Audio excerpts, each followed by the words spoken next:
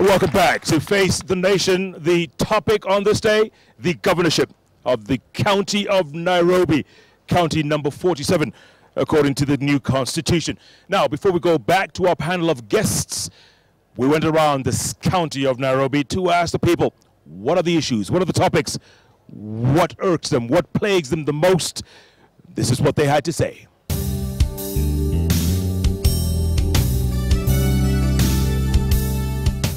We need a very transparent and accountable kind of a government, because the institution we are now entrusting our rights on it.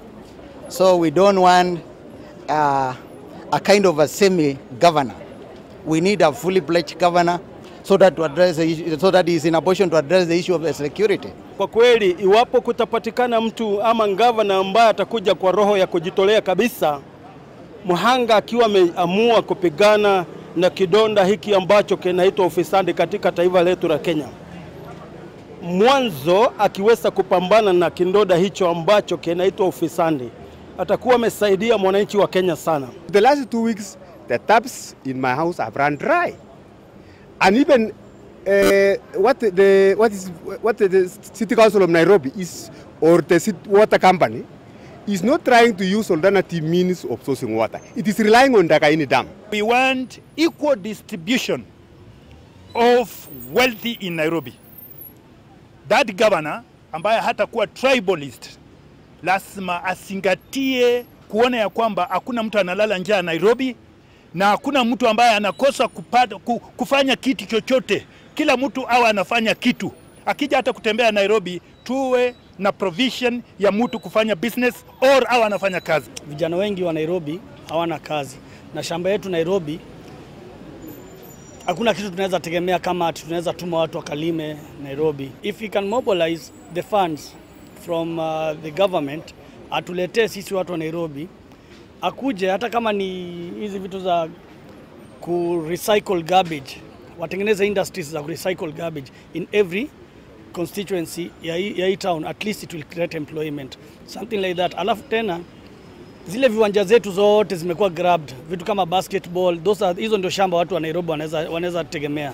City Hall, kwa kusema ukweli, my dear brother, employment, watu wamefanya graduates nini, watu wamesoma Kenya hii, hakuna mchezo. Na hii City Hall iliandika watu zamani sana. Hiyo ni ukweli. That's the truth. Waliandika watu zamani sana. Na watu wanakufa hapa na watu wanaretire.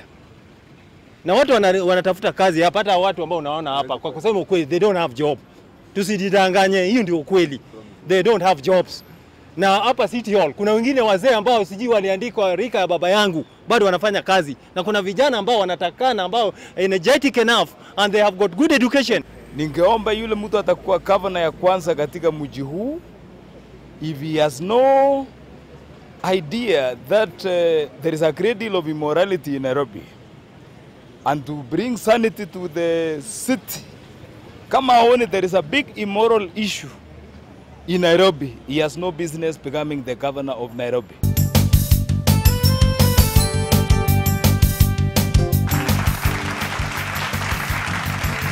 All right, you heard the topics there, you heard the issues, you heard the challenges.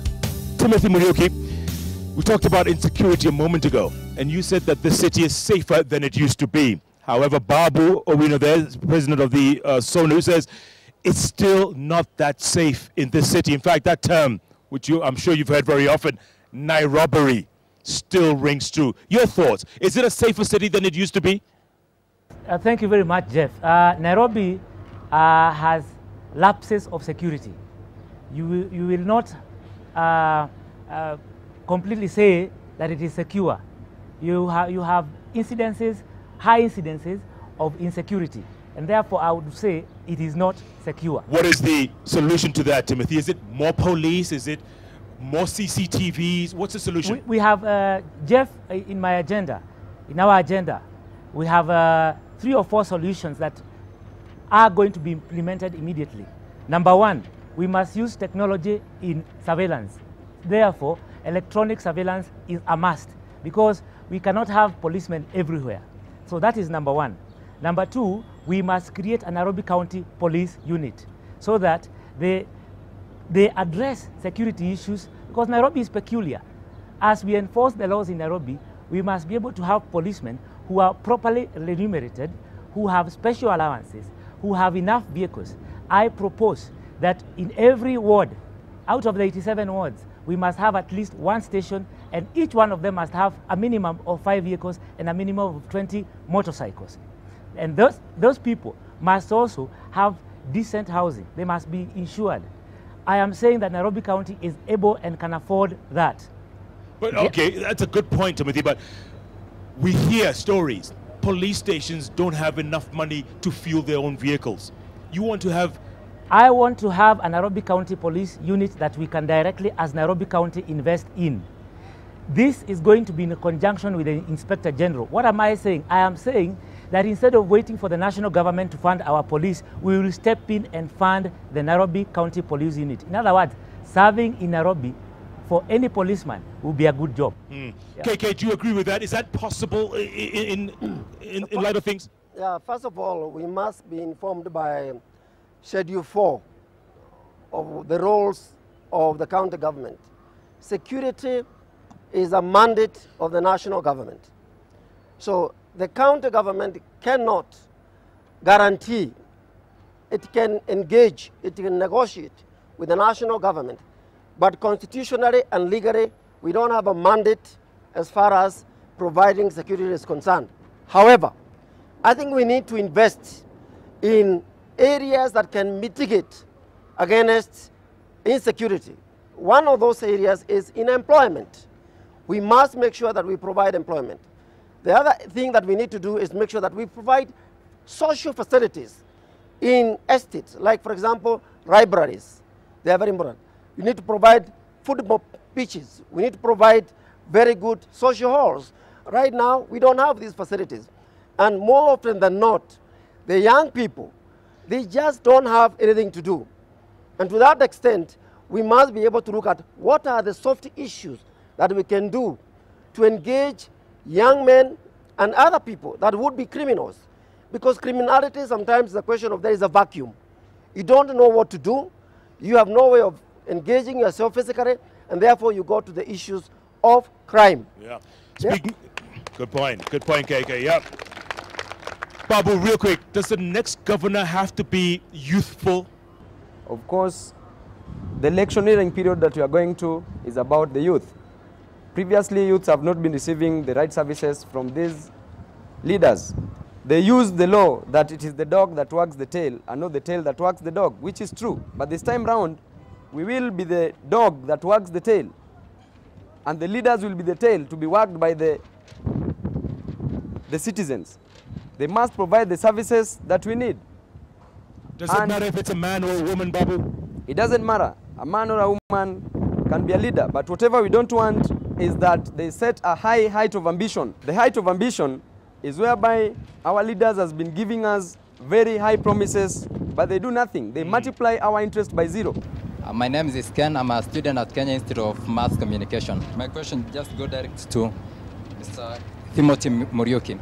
You had been talking of ensuring Nairobi to be a 24-hour city, but you don't talk on how you will do it. Timothy, real quick, about the 24-hour city. On the issue of 24-hour economy, I said that security is #1 in Nairobi. That is because it is what spurs 24-hour economy. Now, how? The how is like this. If you provide sufficient, good, efficient public transport system, people are able to circulate on a 24-hour basis. That is because from corner to corner, from Uruai to Gong, from Athi River all the way to Kino, you can travel any time of the day. But now what happens? What happens is that after some time, some areas are not served by public transport, and that automatically shuts down the economy.